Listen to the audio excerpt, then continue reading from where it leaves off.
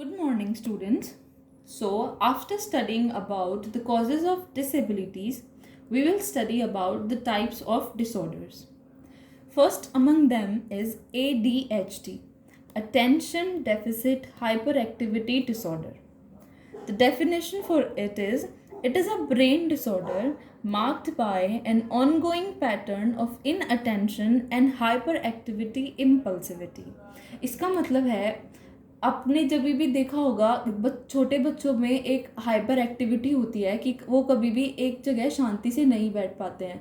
कभी वो उठते हैं, कूदते हैं, भागते हैं क्लास में, या बातें करने की कोशिश करते हैं, या उनको अगर चुप करने की कोशिश करी जाए तो वो चुप नहीं होते हैं। That means they have some hyperactivity disorder, कि वो खुद को काबू नहीं कर पाते हैं। एक इम्पल्सिविटी होती है उनमें कुछ ना कुछ करते रहने की, और इसके साथ साथ उनमें एक अटेंशन डेफिसिट होता है कि वो एक चीज़ पर 10 मिनट से ज़्यादा ध्यान नहीं लगा सकते हैं। इसका मतलब है कि जब भी अगर उनको क्लास में बैठकर पढ़ाने की कोशिश की जाए तो ना वो ध्यान दे पाते हैं, ना वो याद कर पाते हैं, और उनमें एक कांस्टेंट इम्पल्सिविटी रहती है कुछ ना कुछ करते रहने की। ये बच्चे अगर आप कुछ भी करके इनको एक शांति से बैठा कर पढ़ाने की कोशिश करें, कुछ भी समझाने की कोशिश करें, तो ना तो ये ध्यान दे पाते हैं और ना ये शांति से बैठ पाते हैं। ऐसे बच्चों में होती है attention deficit hyper activity disorder. ये बीमारी सबसे ज़्यादा बच्चों में ही पाई जाती है, एक 3 से 6 साल की उम्र के बच्चों में होती है। एंड ये बीमारी अगर कॉन्स्टेंटली बढ़ती रहेगी और नहीं रोकी जाती है तो बड़े लोगों में भी एक हाइपर एक्टिविटी इम्पल्सिव डिसऑर्डर का काम करती है। Second disease among the disorders we are going to study is sensory processing disorder. Sensory processing disorder is a disorder which affects our senses very badly. Our senses, which are hearing, sight, taste, and touch. Such senses which are affected by these disorders may make you feel like you are disabled. For example, when a person is sensory disabled, he might feel that he's going deaf, or he's not able to hear, he's not able to see properly, he's not able to touch and taste things. You might have seen in some people that they can't taste certain things. That means they have a sensory disorder in their tongue. कई बार होता है कि हम बच्चों में देखते हैं कि वो ढंग से कोई भी इंफॉर्मेशन या कोई भी जो बात उन्हें बताई जाए ना वो रिसीव कर पाते हैं ढंग से, ना समझ पाते हैं, और ना ही उसको कुछ रिस्पॉन्ड कर पाते हैं या कोई फीडबैक दे पाते हैं। दैट मीन्स उनके ब्रेन में ये डिसऑर्डर या डिसेबिलिटी होती है कि वो कोई भी इंफॉर्मेशन को रिटेन नहीं कर पाते हैं, ना ही उनको रिस्पॉन्ड कर पाते हैं और ना ही उनको अंडरस्टैंड कर पाते हैं। ऐसे सेंसरी प्रोसेसिंग डिसऑर्डर्स या तो बाय बर्थ होते हैं कि the person was unable to have such sensory functions by birth, या होता है कि कोई भी एक्सोजेनस फैक्टर्स या कोई भी एनवायरनमेंट फैक्टर्स ऐसे होते हैं कि उनके सेंसेस को इफ़ेक्ट करते हैं। कई बार होता है कि one sense might be affected very badly, और कई बार ये भी होता है कि multiple senses are affected by the sensory disorder. कुछ सिम्टम्स जो एसपीडी, जो सेंसरी प्रोसेसिंग डिसऑर्डर में होते हैं, कई बार होता है कि कुछ बच्चे कोई आवाज़ को बर्दाश्त नहीं कर पाते हैं।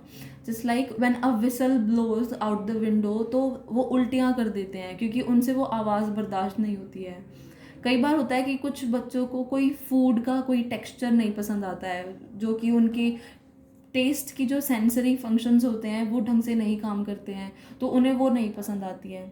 कई बार कुछ आवाज़ें या कोई इमेजेस ऐसी होती हैं जिनको वो ढंग से नहीं रिटेन कर पाते हैं, या वो उनको कोई चीज़ें समझ नहीं आती हैं कि वो क्या चीज़ें हैं, तो वो उससे डर जाते हैं। So they might start screaming and they will want to protect themselves. कई बार बच्चे होते हैं जिनको पसंद नहीं आता कि कोई उन्हें छुए। That means they have a sensory disability in their touch and their skin.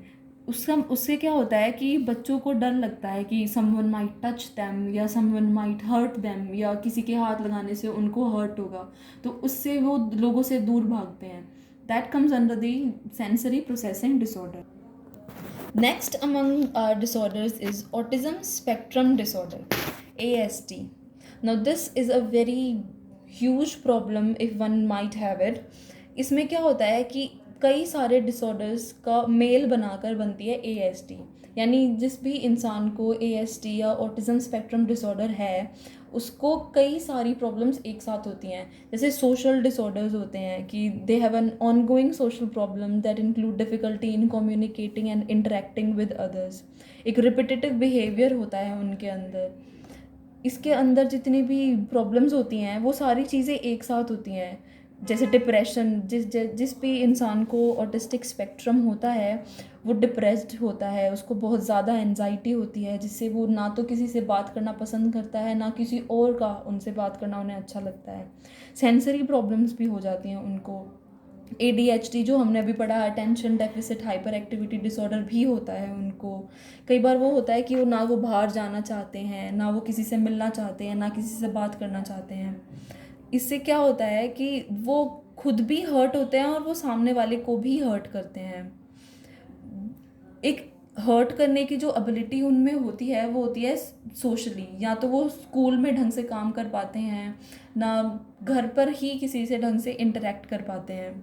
कुछ लोगों को होता है कि वो खुद को संभाल लेते हैं, उनको पता होता है कि उनके साथ ये प्रॉब्लम है, but some people don't know that, specifically in children जिनको नहीं समझ में आता है कि उनके साथ ये प्रॉब्लम है, और ना ही उनको ये चीज़ समझाई जा सकती है कि दे हैव ऑटिस्टिक स्पेक्ट्रम।